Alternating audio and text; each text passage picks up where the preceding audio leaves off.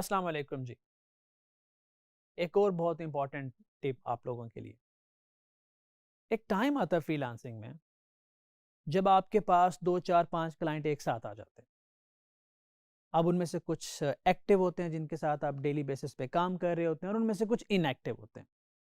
May be वो उनकी वजह से भी हो सकता है, प्रोजेक्ट की कॉम्प्लेक्सिटी की वजह से भी हो सकता है, किसी भी रीज़न से हो सकता है। लेकिन ऐसा होता है कि क्लाइंट आपके अपवर्क में आपके साथ एग्रीमेंट में तो होता है, लेकिन कन्वर्सेशन नहीं चल रही होती, पेमेंट्स भी नहीं आ रही होती, कोई कम्युनिकेशन नहीं हो रही होती, और आप वेट कर रहे होते हो कि ये क्लाइंट कब आएगा और आप वक्त पे प्रोजेक्ट क्लोज करेगा, या आपके पास भी क्लोजर की ऑप्शन होती है। तो यहाँ पे मैं आपको थोड़ा सा गाइड करूंगा कि आप वक्त पे कनेक्शंस मैटर। क्लाइंट के साथ आप जुड़े हुए हो तो चांसेस ज्यादा हैं कल को आप उसको कन्वर्ट कर सकते हो, वापस ला सकते हो, मैक्सिमाइज कर सकते हो। मेरे आप एक्सपीरियंस में मेरे ऐसे क्लाइंट मौजूद हैं जो 2-2, 3-3 साल के गैप के बाद वापस आया और उन्होंने लाखों डॉलर दिए। क्यों दिए? ऐसा क्यों हुआ? 2 साल 3 साल बाद क्या वो मुझे याद रख के बैठे हुए थे?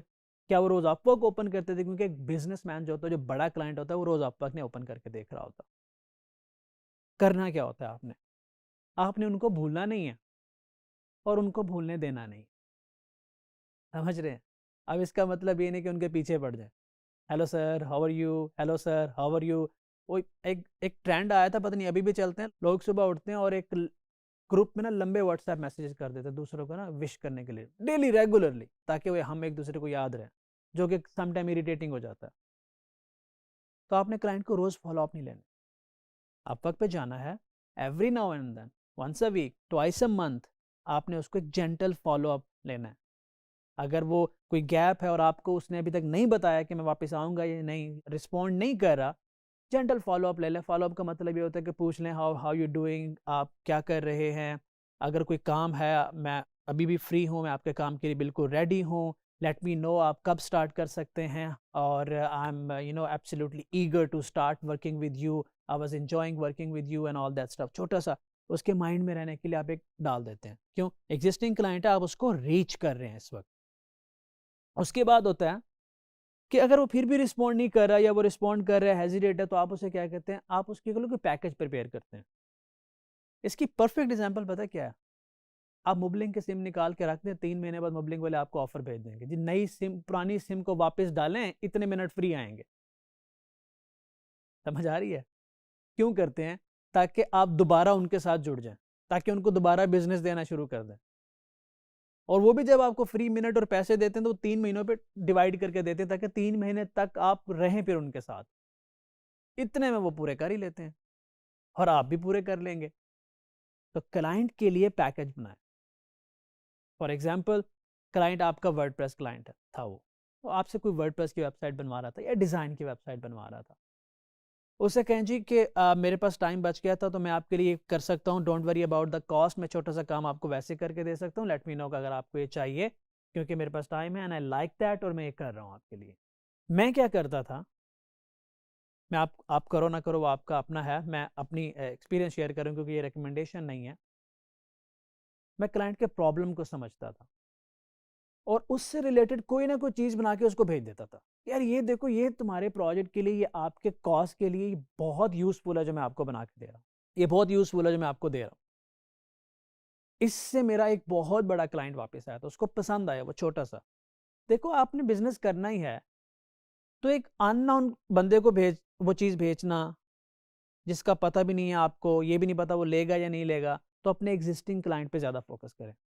कोशिश करें कि आप अपने एग्जिस्टिंग क्लाइंट के माइंड में रहो, nicely, professionally.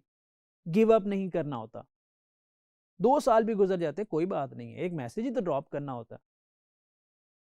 बाजुकात this shows your commitment level, कि how committed you are, how consistent you are, how focused you are. लेकिन इसको जरा सा गलत तरीके से करोगे तो क्लाइंट सोचेगा how irritating you are, how desperate you are. बाकी कोई मैं वर्ड इस्तेमाल नहीं करता, क्लाइंट को गुस्सा आ जाएगा जब बार बार उसके पीछे पड़ जाओगे। बहुत नाइसली करना है।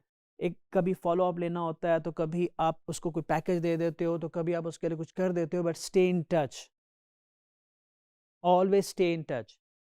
और अगर क्लाइंट आपका कॉन्ट्रैक्ट क्लोज कर देता है, मैंने स्टार्ट में कहा था कि वो क्लाइंट्स हैं जो आपके साथ कॉन्टैक्ट में हैं बट रिस्पॉन्ड नहीं कर रहे, इनएक्टिव हैं, कुछ भी रीज़न हो सकता है उसका, वो भी क्लाइंट आपका क्लाइंट है जो कॉन्ट्रैक्ट क्लोज कर देता है। मेरे क्लाइंट्स जब कॉन्ट्रैक्ट क्लोज करते हैं, बहुत अच्छा रिव्यू देते हैं, रेटिंग देते हैं, अच्छे तरीके पे हैप्पी एंडिंग होती है, बाय बाय होती है, मैं फिर भी उनको एक लेटर भेज देता हूँ, क्योंकि मेरे पास कॉन्टैक्ट तो होता है उस वक्त तक। मैं फिर भी उन्हें रीच करता हूँ, मैं फिर उन्हें अपनी नई टेक्नोलॉजी के बारे में बताता हूँ। मैं उन्हें ये बताता हूँ, देखें पहले मैं वर्डप्रेस कर रहा था, आज मैं डॉटनेट कर रहा हूँ, अब मैं ब्लॉकचेन कर रहा हूँ, अब मैं मशीन लर्निंग कर रहा हूँ, अब मैं आ रहा हूँ वर्चुअल रियलिटी पे आ रहा हूँ, अब मैं मेटावर्स पे आ रहा हूँ।